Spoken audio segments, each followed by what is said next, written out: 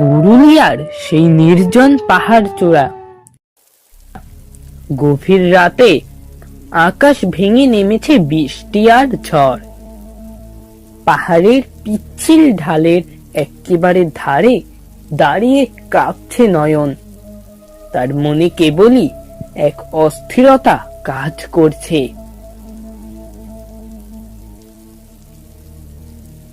না না না, এটা হতে পারে না। আমি এখানে কি করে এলাম? আমি তো আকাশের সাথে দার্জিলিং এ ছিলাম। আমি পাহাড়ে এলাম কি করে? আমি কি কোনো স্বপ্ন দেখছি? স্বপ্ন নাকি বাস্তব? সবকিছু আমার গুলিয়ে যাচ্ছে। আমি আমি কি পাগল হয়ে যাচ্ছি? হালকা আলো আধারে নয়ন দেখতে পায় তার সামনে ক্রমশ এগিয়ে আসছে এক বলিষ্ঠ সুপুরুষ অবয়ব, যা তার অতি চেনা। অজয় যে মানুষটা আর পৃথিবীতে নেই, সে তাদের এই ছোট্ট গ্রাম পুরুলিয়ার পাহাড়ে কিভাবে এলো? এই তো সে গিয়েছিল দার্জিলিং এর হানিমুনে। ভয়ে দুপা পিছিয়ে যায় নয়ন। তার হৃদস্পন্দন কান্নার মতো শোনাচ্ছে। না না, আর এক মুহূর্ত এখানে নয়। আমি স্বপ্ন দেখছি না সবই সত্যি? সবই তো সত্যি। তবে আমি কি করি এখানে? না না, আমাকে এখান থেকে পালাতে হবে। আমাকে বাড়ি যেতে হবে। আমার বাড়ি। আমাকে যে করেই হোক পালাতে হবে। কেন নয়ন, কেন তুমি পালাতে চাইছো? আমরা তো আগে এখানে প্রায়ই আসতাম, একাকী তো সময় কাটাতাম। তুমি কি সব ভুলে গেছো নয়ন? তুমি তো বারবার জেদ করতে এখানে আসার জন্য। অভিমান, কত রোমান্টিক স্মৃতি। এই পাহাড়ের প্রত্যেকটা গাছ, মাটি, পাথর, আকাশ সবই আমাদের সম্পর্কের সাক্ষী। কি? কে? অজয়? না, এটা হতে পারে না। তুমি তো তুমি তো কি হলো? আমাকে দেখে ভূত দেখার মতো চমকে গেলে কেন? মনে আছে সেই দিনের কথা? নিশ্চয়ই মনে আছে। তোমার এমন সহজ সরল মুখের আড়ালে যে তুমি এত ভয়ঙ্কর, তা কিন্তু আমি একদিনের জন্যও বুঝতে পারিনি। ছি ছি ছি ছি ছি ছি, মেয়ে নামের তুমি কলঙ্ক নয়ন, কলঙ্ক তুমি। এত সহজ সরল মেয়ে কিনা এইরকম শয়তান। পালাতে হবে আমাকে। আমাকে বাঁচতে গেলে পালাতে হবে। বাড়ি পালাতে হবে। আমার একমাত্র বাঁচার রাস্তা এটাই। পালাতে হবে। নয়ন যতই দৌড়ায় না কেন, বারবার সে অজয়ের সামনেই এসে পৌঁছায়, যেন এক অদৃশ্য অভিশাপের দড়ি তাকেই একই বিন্দুতে টেনে আনছে। তার সমস্ত শক্তি যেন একদম নিস্তেজ হয়ে যাচ্ছে। কি হচ্ছে আমার সাথে এসব? কি হচ্ছে? আমি আমি কেন বারবার এখানেই ফিরে আসছি? পালাতে পারছি না কেন? এই পাহাড় আমাকে যেতে দিচ্ছে না কেন? নয়ন যতবার দৌড়ে পালাতে যায়, ঠিক সেই পাহাড়ের কাছেই অজয়ের কাছে এসে পৌঁছায়। খুব ভয় পেয়ে যায় সে। পাহাড়ের গায়ে মাথা যেন ঢুকে যেতে চায়। চমকে বিছানায় উঠে বসে নয়ন। এতক্ষণ সে স্বপ্ন দেখছিল। কি বিভৎস, কি বিভৎস আর ভয়ঙ্কর সব স্বপ্ন সে একেবারে ঘেমে নিয়ে গেছে। স্বপ্ন এতটা বাস্তব কি করে হতে পারে? এখনো যেন কানের সামনে অজয়ের বলা কথাগুলো শুনতে পাচ্ছে নয়ন। সেই অট্টহাসি, সেই চোখের দৃষ্টি নয়নকে পুরো ভয় ধরিয়ে দিয়েছে। গোটা শরীরে এত ঠান্ডাতেও বিন্দু বিন্দু ঘাম জমছে তার। 6 মাস আগের কথা। নয়ন গ্রামে ফিরেছে অনেক দিন পর। সে শহরের একটা কলেজে পড়াশোনা করত। রবিশঙ্কর বাবুর একমাত্র আদরের মেয়ে নয়ন। রবিশঙ্কর বাবু যখন নিজে নয়নকে আনতে যাওয়ার জন্য বেরোতেই যাবেন, ঠিক তখনই একটা দরকারি কাজ পড়ে যায় তার। তাই তিনি তার বিশ্বস্ত এবং পরোপকারী কর্মী অজয়কে বলেন নয়নকে আনার জন্য। অজয় একজন কুস্তিগীর, পেটায় বলিষ্ঠ শরীর তার।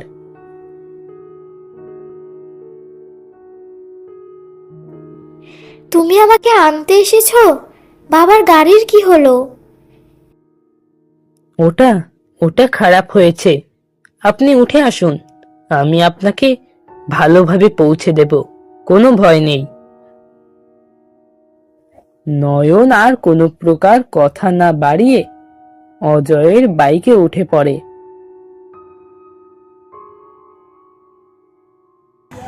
অজয় বাইক স্টার্ট দেয়।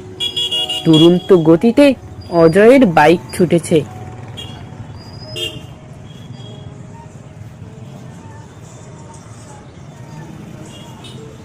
এই কি হলো? সাবধানে চালাও, এত দ্রুত কেন? আস্তে আস্তে আস্তে, একটু আস্তে চালাও প্লিজ। বাড়িতে আসতেই নয়ন বাবা মায়ের সাথে ব্যস্ত হয়ে পড়ে। রাতের বেলা ঘরে বসে বসে নয়নের মনে পড়ে অজয়ের বলিষ্ঠ কর্মঠ রূপের কথা। শ্যামবর্ণ গায়ের রং, দেখতে বেশ হ্যান্ডসাম। মনে মনে নয়ন অজয়ের কথা ভাবে আর হাসে। ছেলেটা মন্দ নয়, ভালো, বেশ হ্যান্ডসাম। আরে, আমি কি এখন প্রেমে পড়ে যাচ্ছি? এটা কি করে সম্ভব? সবই সম্ভব নয়ন, সবই সম্ভব। নয়নকে নামিয়ে দিয়ে অজয় যায় নিজের বাড়িতে। ঘরের ভেতরে বসে বসে রাত্রে বেলা মনে করতে থাকে বাইকে জড়িয়ে ধরা উষ্ণ মুহূর্তের কথা। তার আজ কিছুই ভালো লাগছে না। চোখ বন্ধ করতেই নয়নের মুখটা ভেসে উঠছে। আমার সাথে এটা কি হচ্ছে? কেন ভুলতে পারছি না আমি নয়নকে? ওর সাথে আমাদের আকাশ পাতাল পার্থক্য। কি হচ্ছে? কি এসব? আমি আমি কি ভুল করছি? আমি কি নয়নকে ভালোবেসে ফেলেছি? পরের দিন সকালবেলা অজয় রবিশঙ্কর বাবুর বাড়িতে কোনো একটা কাজে গিয়েছিল। তোমার সাথে একটু কথা আছে, একটু ভেতরে এসো। হ্যাঁ, বলুন। কি আপনি করে যাচ্ছ? আমি তোমারই বয়সী, তুমি আমাকে তুমি করেই বলতে পারো। আচ্ছা আচ্ছা, বলো। আমাকে বাইক চালানো শেখাবে? আমাদের শহরে সবাই বাইক চালায়। আমি চাই গ্রামে ফিরে আমি যেন সবার মাঝে বাইক নিয়ে ঢুকতে পারি। ঠিক আছে। এরপর নয়ন অজয়ের কাছে বাইক চালানো শেখে। দুজনের মধ্যে একটা সুন্দর বন্ধুত্ব তৈরি হয়। এরপর হঠাৎ একদিন সকালবেলা নয়ন খবর পায় অজয়ের মৃতদেহ পাওয়া গিয়েছে খাদের ধারে।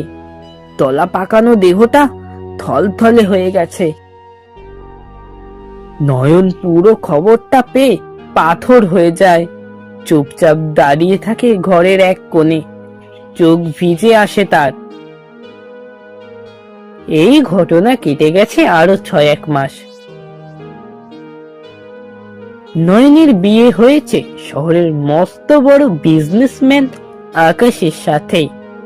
তারা 3 বছর চুটিয়ে প্রেম করেছে, তারপরে গিয়ে বিয়ে। অবশেষে ঘুরতে গেছে হানিমুনে দার্জিলিং এর পাহাড়ে। হানিমুনে এসে নয়নের ঘটেছে এক অদ্ভুত আমূল পরিবর্তন। সে চোখের সামনে বারবার অজয়কে দেখতে পাচ্ছে। এতদিন পর তাহলে আমরা অবশেষে এক হতে পারলাম নয়ন, আর কোনো চিন্তা নেই। এরপর আকাশ নয়নতারার কাছে যায়, নয়নের হাতটা শক্ত করে চেপে ধরে। আমি তো তোমাকে বলেইছিলাম, আমার বাবা কখনো আমার কথার অবাধ্য হয়নি। 1 মাস সময় দাও, আমি বাবা মাকে রাজি করাবই। আর কোনো চিন্তা নেই, এবার শুধু আমাদের উজ্জ্বল ভবিষ্যৎ। ভালোই হয়েছে, আমাকে আর কষ্ট করে গিয়ে আলো নিভাতে হবে না, কি বলো? আজ রাতটা শুধু আমাদের। আকাশ আস্তে আস্তে নয়নের হাতের ওপরে হাত দেয়। সঙ্গে সঙ্গে নয়নের শরীরে এক অস্বাভাবিক রোমাঞ্চকর বরফের মতো শীতল অনুভূতির সৃষ্টি হয়। সে চমকে ওঠে, আটকে ওঠে নয়ন। নয়নের মনে পড়ে যায় প্রথম দিন অজয় তাকে এভাবেই স্পর্শ করেছিল। অজয়ের কাছে বাইক চালানো শেখার পর প্রায়ই ওরা প্রতিদিন ওই পাহাড়ে দেখা করত। আমাকে দক্ষিণের পাহাড়ে নিয়ে যাবে? আমি ওখানকার নির্জনতা খুব উপভোগ করি। আমি আমি তোমার জন্য সব কিছু করতে পারি নয়ন, সব কিছু। অজয় মনে মনে ভালোবাসতো নয়নকে। একদিন পাহাড়ে বসে থাকার সময় নয়ন অজয়ের হাতটা জোরে চেপে ধরে। এটা এটা কি করছো নয়ন? এতটাও বোঝা উচিত, তুমি বুঝতে পারবে না। আমাকে জড়িয়ে ধরো, তোমাকে আমার খুব পছন্দ হয়েছে। একে অপরকে তারা জড়িয়ে ধরে। তাদের মধ্যে গড়ে ওঠে এক গোপন সম্পর্ক। কিন্তু তারপরে সে সম্পর্ক নিতে শুরু করে এক ভয়ানক রূপ। নয়ন ঘরে একা বসে আছে, চারিদিকে শুধু অন্ধকার। সে বুঝতে পারছে যে তার সামনে কেউ একজন দাঁড়িয়ে রয়েছে, তবে সে আকাশ নয়, সে অজয়। বারবার সে অজয়কেই যেন দেখতে পাচ্ছে। কে কে তুমি? তুমি এভাবে ফিরে আসতে পারো না। তুমি তুমি তো মরে গেছো। আমাকে চিনতে পারছো না? আমি অজয়, তোমার পাপের বিচারক, তোমার অজয়। আমি স্বপ্ন দেখছি? এ অজয় হতে পারে না, কিভাবে সম্ভব? অন্ধকারের মধ্যে দুটো শীতল হাত যেন নয়নের মুখ স্পর্শ করতে করতে আস্তে আস্তে নেমে আসে গলার কাছে। দুটো হাত আস্তে আস্তে নয়নের গলাটা জড়িয়ে ধরে। নয়ন শ্বাস নিতে পারে না, তার দম ধীরে ধীরে আটকে আসে। ছাড়ো, ছাড়ো আমাকে, ছাড়ো, ছাড়ো আমাকে, ছাড়ো। নয়নের ভয়ে দু চোখ বন্ধ হয়ে যায়। হঠাৎ রুমের আলো জ্বলে ওঠে। তাকিয়ে দেখে নয়ন, কোথাও কেউ নেই। আমি আমি স্বপ্ন দেখছিলাম, কিন্তু এক্ষুনি এখানে আকাশও ছিল। আকাশ কোথায় গেল? আকাশ, আকাশ! কোনো সাড়া শব্দ না পেয়ে পিছন ফিরে তাকায় নয়ন, আর যা দেখতে পায় তাতে চমকে ওঠে। তার সামনে আকাশের ঘাড় মটকে যাওয়া বীভৎস দেহটা পড়ে রয়েছে মেঝেতে, রক্তে ভেসে গেছে। তার মানে আকাশকে কেউ ঘাড় মটকে হত্যা করেছে। আকাশ, আকাশ, তোমার এই অবস্থা কে করলো? কি চাই তোমার? কে আছো? সামনে এসো। আমি এসেছি তোমার কাছে, তোমাকে নিয়ে যেতে। তুমি তো বলেছিলে না যে তুমি আমাকে ভালোবাসো, তাই তো আমি ফিরে এসেছি তোমাকে আমার সাথে করে নিয়ে যেতে।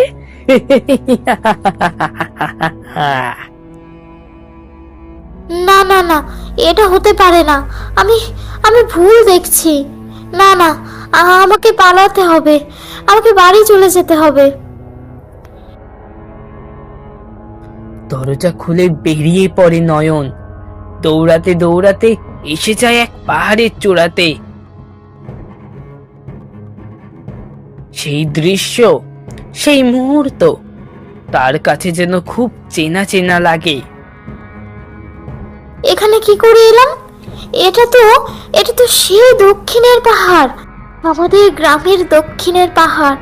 আমি তো দার্জিলিং গেছিলাম, এখানে এলাম কি করে?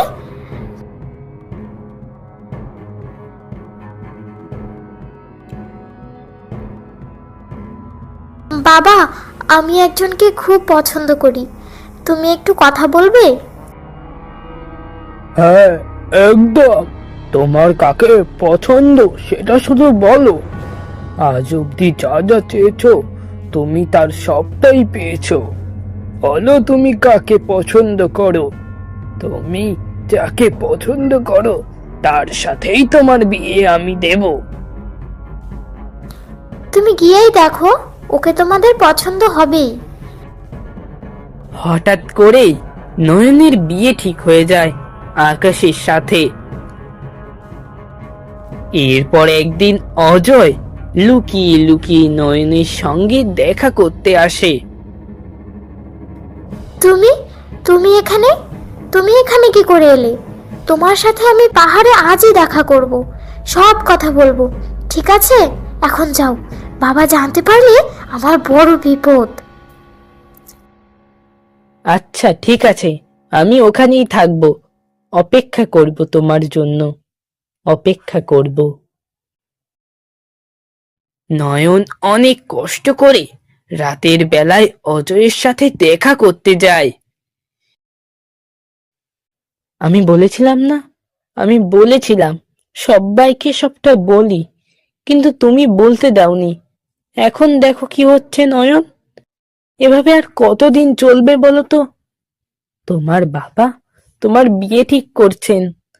আমি তোমার বাবার সাথে কথা বলবো, তোমাকে অন্য কারোর সাথে বিয়ে হতে আমি দেব না। এটা হয় না, এটা কি করে হয় বলো? তার মানে কি তুমি ওই ছেলেটাকে বিয়ে করতে চাও নয়ন? তাহলে তুমি এতদিন আমার সাথে, ছি, তুমি তুমি মেয়ে জাতির নামের কলঙ্ক নয়ন, ছি ছি ছি। হ্যাঁ, আমি ওকে বিয়ে করব। আরে, তোমার স্ট্যান্ডার্ড কি? এই তো গ্রামে থাকো, ছোট্ট একটা 2 কামরা ঘর, তুমি আমার বিয়ে করার স্বপ্ন দেখো? তোমার লজ্জা করে না? তুমি আমাদের বাড়িতেই আমার বাবার পোষা চাকর। তোমার ঘরের কামরা থেকে আমার ঘরের বাথরুম অনেক বড়, বুঝেছো? ছোট লোক কোথাকার। নয়নের মুখে এই কথা শুনে অজয়ের মাথা খুব গরম হয়ে যায়। অজয় এগিয়ে এসে নয়নকে একটা জোরে থাপ্পড় মেরে দেয়। আমাকে আমাকে ক্ষমা করে দাও নয়ন, আমাকে ক্ষমা করে দাও। তুমি তুমি এইসব কথা বলায় আমার মাথাটা হঠাৎ করে গরম হয়ে গিয়েছিল, তাই তোমার গায়ে হাত তুলে ফেলেছি। আমি আমি আসলে তোমার গায়ে হাত তুলতে চাইনি। ছোট লোক, আমার গায়ে হাত তুললি? তোর ক্ষমতাই বা কতটুকু? তুমি এসব কি বলছো নয়ন? দেখো, আমি সবাইকে কিন্তু বলে দেব তুমি কি করেছো। তুমি কি করেছো আমার সাথে, তুমি কি রকম মেয়ে। তোমার সমস্ত পর্দা আমি ফাঁস করে দেব নয়ন। সেই সুযোগ দেব ভেবেছিস? আমি তো আজকে ঠিকই করে এসেছিলাম। এই বলে ছুটে আসে নয়ন, এসে অজয়কে একটা জোরে ধাক্কা মারে। অজয় সঙ্গে সঙ্গে পাহাড়ের খাদে পড়ে যায়।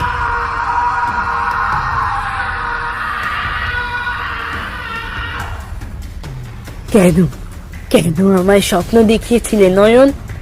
স্বপ্ন দেখিয়ে সবটা কেন নষ্ট করে দিলে? কেন সেদিন আমাকে ধাক্কা মারলে? ঠক, চোর, প্রতারক। তোমাকে আমি মারতে চাইনি, বাধ্য হয়েছিলাম মারতে। প্লিজ আমাকে ছেড়ে দাও, ছেড়ে দাও আমাকে। ভালোবাসা ওটা মানুষের থাকে, প্রেতের নয়।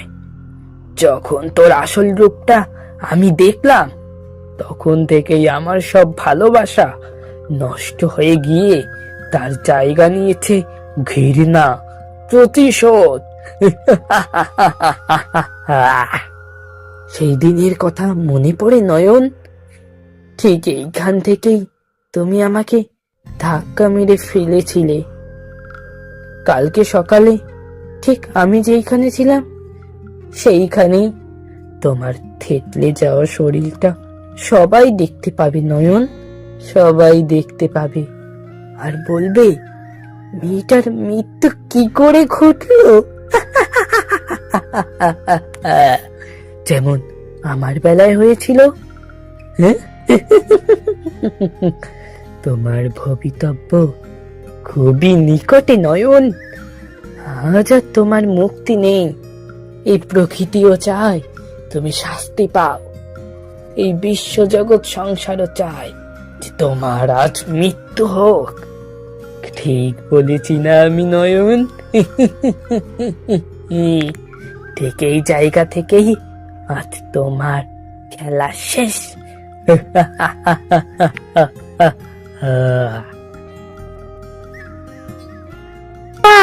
না না, আমাকে আমাকে ছেড়ে দাও।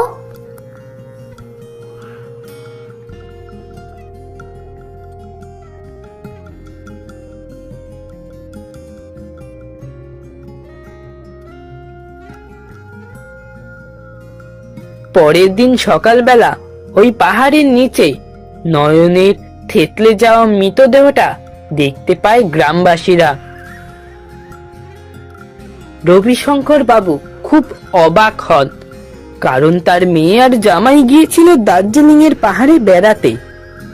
আকাশের মৃতদেহ পাওয়া গিয়েছিল দার্জিলিং এর হোটেল রুমে, আর নয়নের মৃতদেহ পাওয়া যায় সেখান থেকে বহুদূর এই প্রত্যন্ত গ্রামের পাহাড়ি তলায়।